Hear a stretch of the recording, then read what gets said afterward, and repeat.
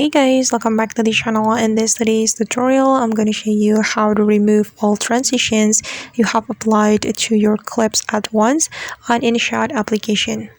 Okay guys, here I have opened my InShot application on my phone, and first of all I'm going to open my draft. So I'm going to tap on the video, and this is my draft. I'm going to open it and hold on.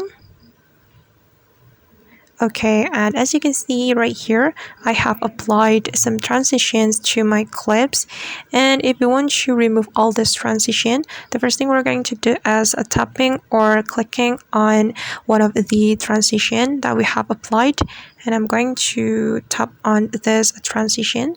Just tap on it, and then you're going to tap on this icon. I don't know what it is called, but just tap on it. Then just click on this double check mark button. Then tap on apply to all. Okay, now as you can see that all of the transitions we have applied have been removed from the clips. Alright guys, and that's how we can remove all transitions at once on InShot application. I hope this tutorial will be useful for you. Thank you so much for watching, and see you on the next video.